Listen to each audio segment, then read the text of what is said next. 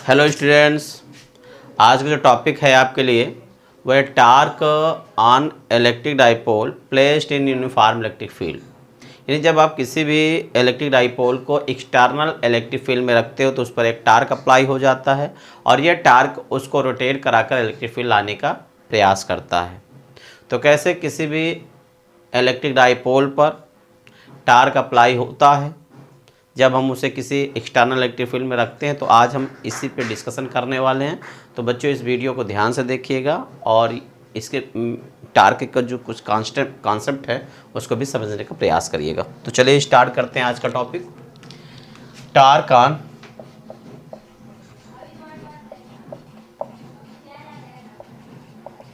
Electric dipole placed in uniform electric field. तो यहाँ पे क्या हम लोग ने पढ़ना है torque on electric dipole placed in uniform electric field. बच्चों तो ये क्लियर दिख रहा है?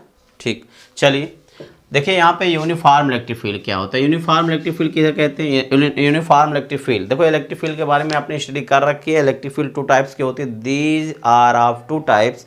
एक होता है यूनिफॉर्म इलेक्ट्रिक फील्ड और एक होता है नॉन यूनिफॉर्म इलेक्ट्रिक फील्ड, जिसे आप वेरिएबल इलेक्ट्रिक फील्ड भी कहते हैं। देखो यूनिफॉर्म इलेक्ट्रिक फील्ड का मतलब क्या होता है? यूनिफॉर्म इलेक्ट्रिक फील्ड का मतलब ये होता है कि इसमें जो इलेक्ट्रिक फील्ड लाइन्स होती हैं पैरेलल टू ईच अदर होती हैं। But non uniform electric field या वेरिएबल इलेक्ट्रिक फील्ड में क्या होता है कि इसके जो इलेक्ट्रिक फील्ड लाइन होती है वो पैरेलल नहीं होती। यहाँ देखिए और एक चीज़ बात समझिए, अगर यूनिफॉर्म इलेक्ट्रिक फील्ड होगा तो उसके एवरी पॉइंट पर क्या होगा? इलेक्ट्रिक फील्ड की वैल्यू क्या होगा? सेम। अगर ई यहाँ पे है तो ये यहाँ भी होगा, यहाँ भी होगा।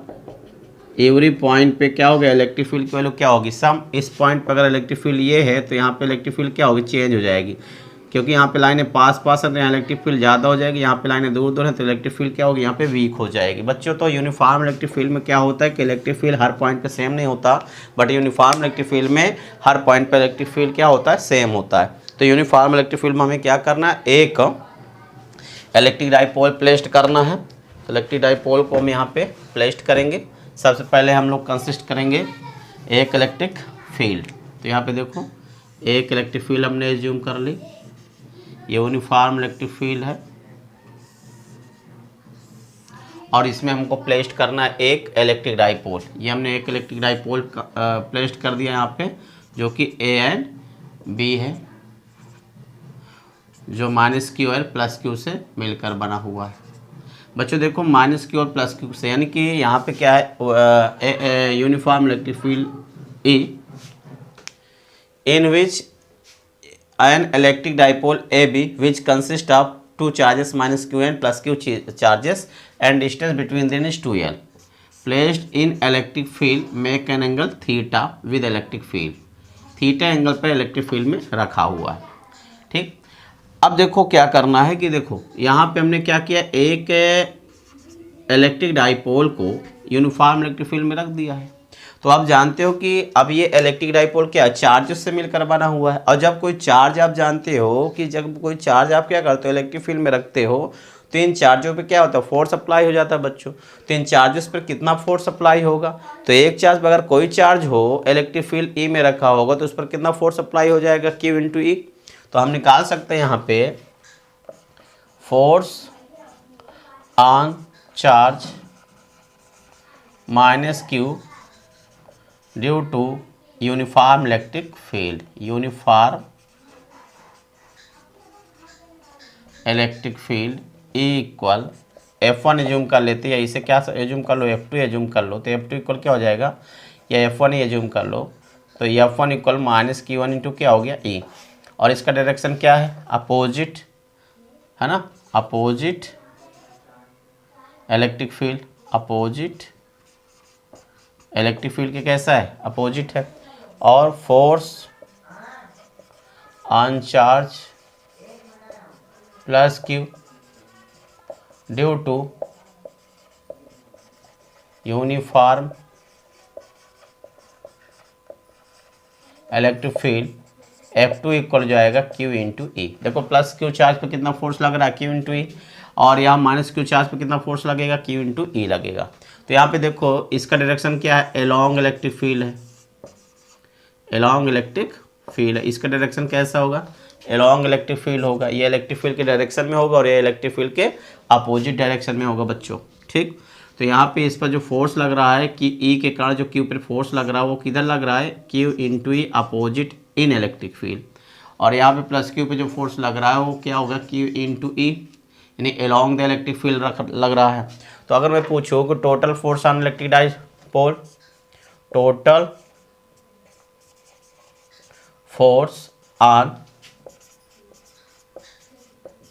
इलेक्ट्रिक डाइपोल, तो टोटल फोर्स कैसे निकालते हो, टोटल फोर्स के अंदर एक देखो क्यू इंटू ई लग रहा है और एक क्या लग रहा है, माइनस क्यू इंटू ई लग रहा है बच्चों।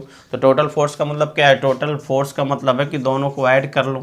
तो दोनों को ऐड करेंगे F1 प्लस F2 को, तो टोटल फोर्स कितना आ जाएगा, देखो F1 क्या है माइनस क्यू इंटू ई है और F2 क्या है प्लस क्यू इंटू ई है, दोनों को ऐड कर लो तो क्या आ जाएगा, जीरो। तो net force on electric dipole due to uniform electric field will be zero. तो यहाँ पे क्या होगा, इलेक्ट्रिक डाइपोल पर जो इलेक्ट्रिक फील्ड के कारण लगने वाला जो टोटल फोर्स है वो क्या आ रहा है बच्चों, जीरो आ रहा है। तो यहाँ पे हमें फाइंड क्या करना है, हमें यहाँ फाइंड करना है कि टार्क ऑन इलेक्ट्रिक डाइपोल। तो टार्क ऑन इलेक्ट्रिक डाइपोल का क्या कॉन्सेप्ट होता है, तो सुनिए, टार्क ऑन इलेक्ट्रिक डाइपोल का कॉन्सेप्ट ये होता है कि अगर मान लिया किसी भी ऑब्जेक्ट पे क्या हो, जैसे मैंने यहाँ पे एक राड ले लिया है और इस राड पे क्या हो, दो फोर्स लग रहा हो, क्या लग रहा हो, दो फोर्स लग रहा हो, लेकिन दोनों फोर्स कैसे हो, डायरेक्शन में अपोजिट हो।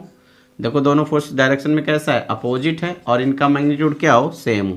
देखो मैंने दो फोर्स बना लिया F1 एंड F2, दोनों का फोर्स का मैग्नीट्यूड क्या है, ये F हमने ले लिया है, दोनों की मैग्नीट्यूड क्या है, सेम है, बट डायरेक्शन कैसा है, देखो अपोजिट है।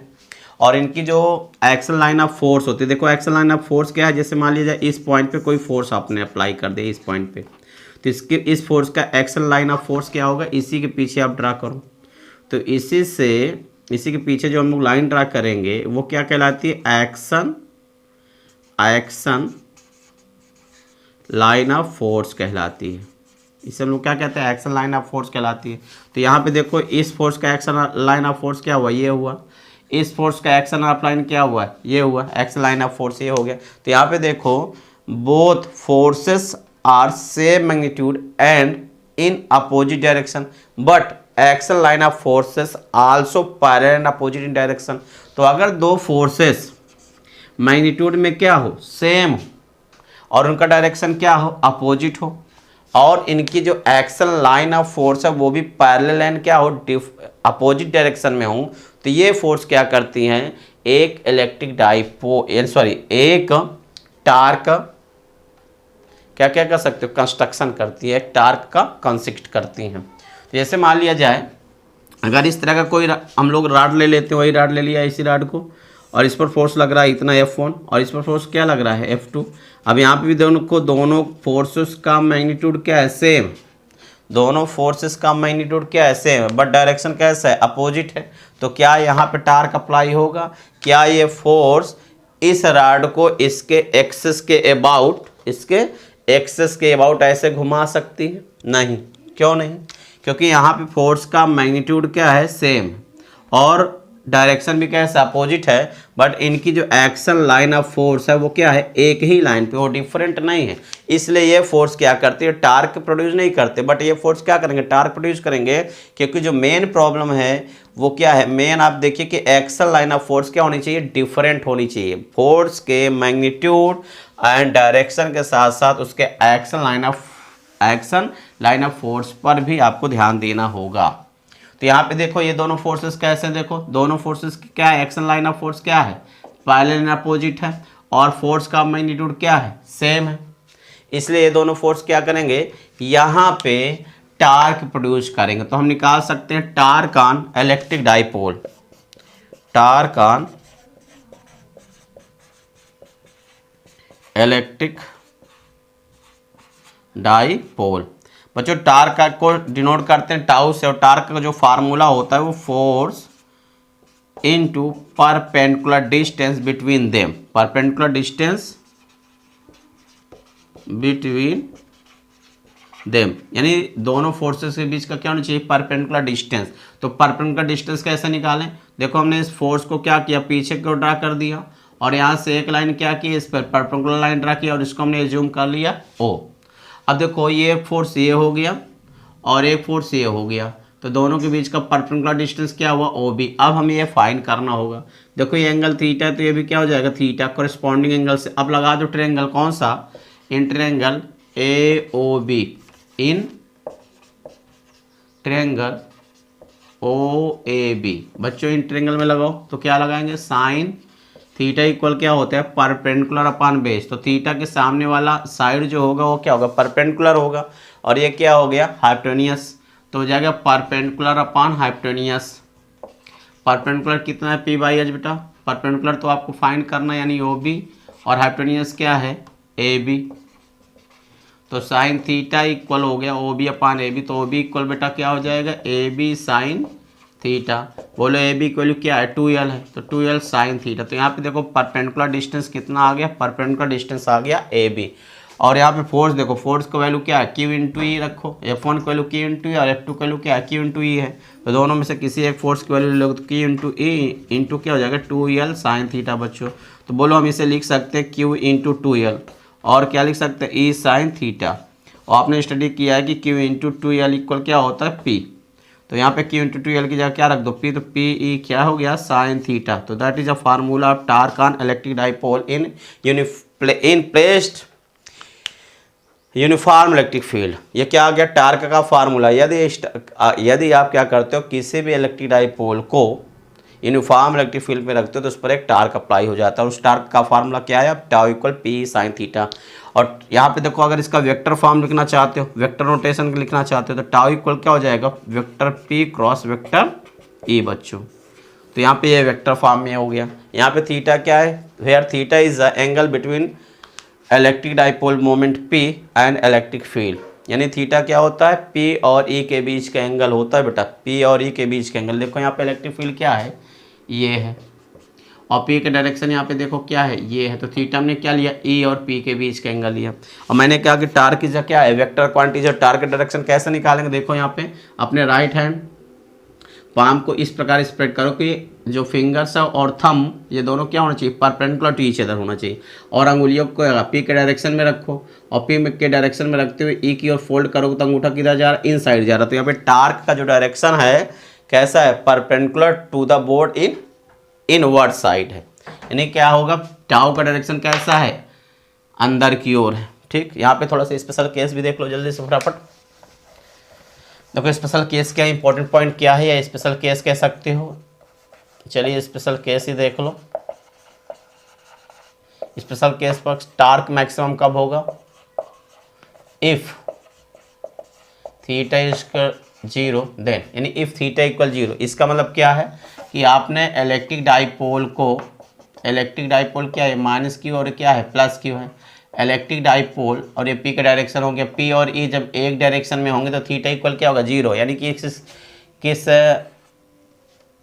पोजीशन में रखा है, इक्विलिब्रियम पोजीशन में। तो यहाँ P और E के एंगल के बीच का क्या हो गया, P और E के बीच के एंगल क्या हो गया, थीटा इक्वल 0 हो गया। तो then torque apply on it, तो टाउ इक्वल क्या होगा, P E sine theta. Theta की जगह क्या लिखोगे, 0।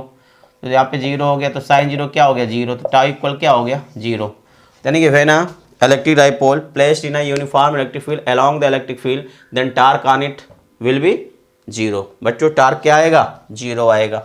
सेकंड कंडीशन, टार्क मैक्सिमम कब लगेगा। अगर कोई पूछे आपसे टार्क मैक्सिमम कब लगेगा, तो टार्क मैक्सिमम तब लगेगा जब इफ थीटा इक्वल क्या हो जाए, 90 डिग्री। तो टार्क क्या होगा मैक्सिमम, देखो यहाँ पे कैसे, tau equal P sine theta है। थीटा की जगह क्या रखोगे आप, 90 डिग्री रखोगे। 90 की वैल्यू क्या होती है, 1, साइन 90 की वैल्यू 1। तो टाउ इक्वल क्या आया, PE। और यहाँ पे टार्क कैसा हो गया, maximum. When electric dipole placed in a external electric field with 90 degree then torque on it is maximum. Torque क्या होगा, मैक्सिमम होता है। क्लियर है बच्चों इतना, ठीक। और अगर हम एक यहाँ पे ग्राफ ड्रा करना चाहें, क्या करना चाहें, ग्राफ टाउ एंड थीटा में अगर आप ग्राफ ड्रा करना चाहो, क्या करना चाहो, graph between graph between tau and theta. तो इसका ग्राफ कैसा बनेगा, क्योंकि यहाँ पे फार्मूला में क्या tau equal P sine theta है, तो टाउ किस पर डिपेंड करता है, टाउ डिपेंड करता है पी पर भी, ई पर भी। पी बढ़ाओगे या ई बढ़ाओगे तो इलेक्ट्रिक क्या होगा, टार्क बढ़ जाएगा। और साथ ही साथ अगर थीटा की वैल्यू भी बढ़ाओगे, थीटा की वैल्यू भी बढ़ाओगे तो क्या होगा, टार्क तब भी देखो जैसे अगर मान लिया ऐसे रखा हुआ तो थीटा इक्वल 0, तो टार्क 0 होगा। जैसे जैसे हम एंगल बढ़ाते जाएंगे ऐसे टार्क इलेक्ट्रिक डाइपोल को हम रोटेट करेंगे, वैसे वैसे थीटा बढ़ता जाएगा। थीटा जैसे जैसे बढ़ता जाता है टाउ की वैल्यू की भी क्या होगी, बढ़ती जाएगी। लेकिन यहाँ पे आप ध्यान दो कि टार्क और थीटा के बीच अगर ग्राफ ड्रा करना हो तो यहाँ पे फार्मूले में क्या है, साइन थीटा है, यानी जो टार्क का ग्राफ मिलने वाला वो साइन कर्व मिलेगा। कैसा मिलेगा, साइन का कर्व मिलेगा। देखो यहाँ पे ये माइनस क्यू ई, क्योंकि डाउनवर्ड में क्या होगा, निगेटिव होगा, और अपवर्ड डायरेक्शन में क्या होगा, पॉजिटिव होगा। ये हो गया क्या, टार्क, और ये क्या हो गया बच्चों, थीटा। तो अगर हम देखो ग्राफ कैसे ड्रा करेंगे, अगर थीटा इक्वल 0 ले लेंगे तो टार्क क्या होगा, 0 हो जाएगा। तो देखो यहाँ पे थीटा इक्वल 0 लिया तो टार्क क्या हो गया, 0 हो गया।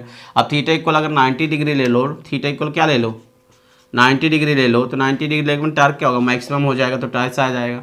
फिर अगर आगे वैल्यू लो इसी तरह लेते चले जाओ, 180 डिग्री ले लो तो साइन 180 डिग्री की वैल्यू क्या, तो 0, तो टार्क फिर क्या होगा, 0 हो जाएगा। अगर 270 ले लोगे, यहाँ पे 180 हो गया, 180 का मतलब पाई हो गया। फिर अगर इसी तरह 270 ले लोगे आप तो क्या होगा, फिर मैक्सिमम हो जाएगा। फिर 360 लगो, फिर 0 हो जाएगा। मतलब कहने का मतलब है टार्क, टाउ और थीटा के बीच में ग्राफ क्या होगा, एक साइन कर्व होगा।